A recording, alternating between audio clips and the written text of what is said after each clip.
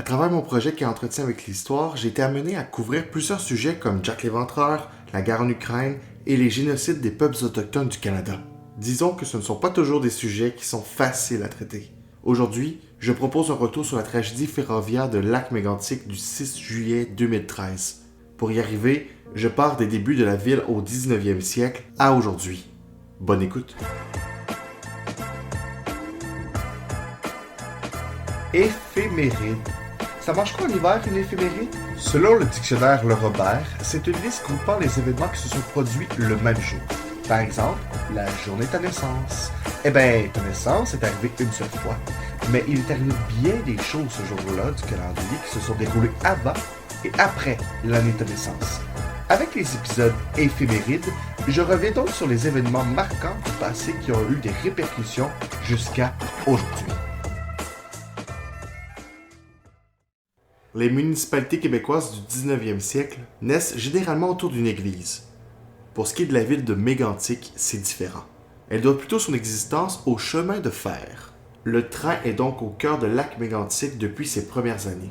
L'arrivée du chemin de fer transforme une terre forestière quasi inhabitée en ville pilier de l'économie de la région. Durant les années qui suivent, pour Lac-Mégantic, le train est un symbole de prospérité. Faite de bois, une première gare est construite en 1889. C'est l'époque où le transport ferroviaire connaît son apogée. Un trafic important de marchandises et de voyageurs passe par Lac-Mégantic. La gare est, à cette époque, un véritable lieu de rassemblement. Plusieurs personnalités y mettent le pied. C'est le cas de Lady Agnès MacDonald, qui se trouve à être l'épouse de John A. MacDonald, le premier ministre du Canada. Il y a aussi un certain Winston Churchill qui s'y arrête le temps d'une escale durant la Seconde Guerre mondiale. Le 10 avril 1918, un accident ferroviaire survient lorsque deux convois entrent en collision en face de la gare. Cela provoque le décès de 2 employés. Oui, t'as bien entendu, il y a eu un accident ferroviaire en 2013, mais il y en a eu un premier en 1918. Cependant, on s'entendra tous pour dire que celui de 2013 a été beaucoup plus tragique. En 1927, le bâtiment de la gare cède son rôle à une nouvelle gare. À partir de la fin des années 50, le transport ferroviaire connaît un déclin. Durant les décennies qui suivent, le service pour les passagers est lentement supprimé et, en 1972, la voie ferrée qui dessert la Beauce et la région de Québec est abandonnée. En 1996, le bâtiment est désigné patrimonial par la Commission des lieux et monuments historiques du Canada. En 2007, le bâtiment est cédé à la ville de Lac-Mégantic. Ouais, il appartenait à une compagnie privée avant ça. La ville l'emménage pour y proposer des activités variées. Depuis ce temps-là, la gare patrimoniale est redevenue un lieu animé qui a été témoin d'une époque révolue. Rien ne laisse présager que Lac-Mégantic sera bientôt le cœur d'une tragédie dont parlera le monde entier. Le 6 juillet 2013, un déraillement cause la mort de 47 personnes et la destruction d'une trentaine de bâtiments au cœur de la ville. Je voulais revenir plus précisément sur les événements de la nuit du 5 au 6 juillet 2013. Durant mes recherches pour préparer cet épisode, je suis tombé sur un extrait du téléjournal où Charles Tisser présente un extrait de l'un des épisodes de Découverte qui traite justement des événements précédant la tragédie. Nantes, en banlieue de Lac-Mégantic, au Québec, vendredi 5 juillet, 23h. Tiré par 5 locomotives, le convoi de 72 wagons-citernes longe la route 161. Le train s'étire sur près d'1,5 km. Curieusement, le conducteur de la compagnie MMA, Montreal Main and Atlantic, immobilise son train sur la voie principale. Pourtant, à sa droite, la voie d'évitement dispose d'un dérailleur. C'est un dispositif de sécurité qui fait dérailler le train lorsqu'il avance accidentellement. Selon MMA, le conducteur applique les freins sur une dizaine de citernes et les armes sur chaque locomotive. Le conducteur quitte ensuite les lieux pour l'hôtel. Sans surveillance, le convoi pétrolier doit rester là jusqu'au lendemain matin. 23h32. Une automobiliste fait un appel au 911 car le feu jaillit du moteur de la locomotive de tête. Les pompiers de Nantes sont dépêchés sur place. Ils éteignent le moteur de la locomotive et maîtrisent l'incendie. Il quitte ensuite les lieux avec la permission d'un employé de MMA. Le train est à nouveau laissé sans surveillance.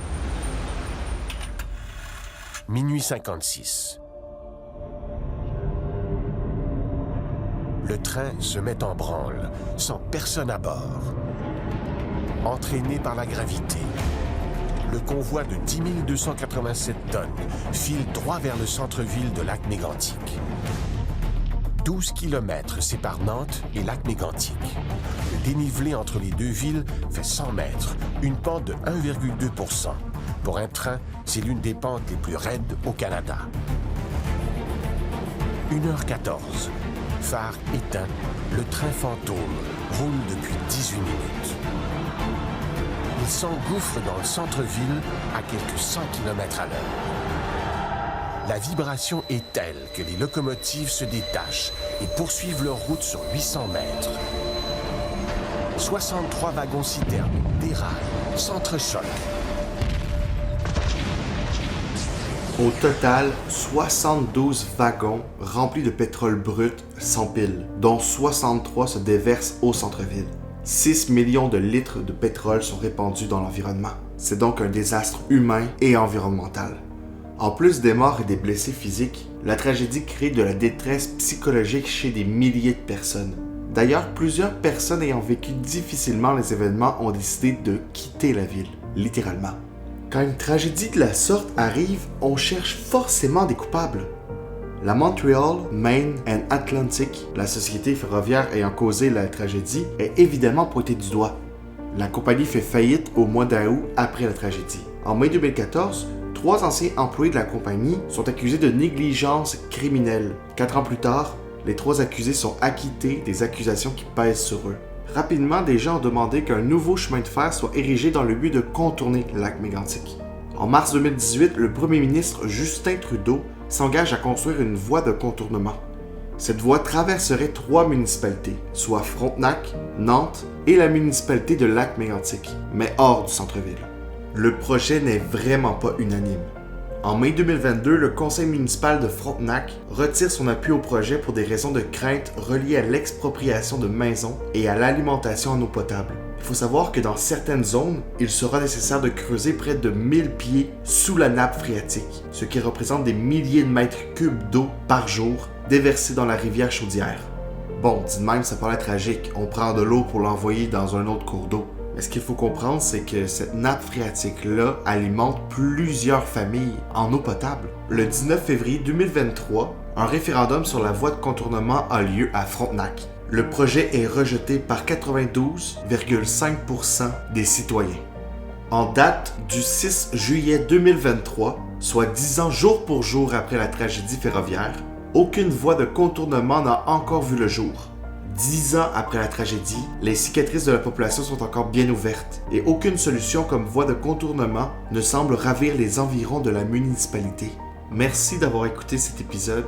Je voudrais terminer en souhaitant le meilleur pour les gens qui ont vécu de près ou de loin cette tragédie. J'espère que vous vous portez bien.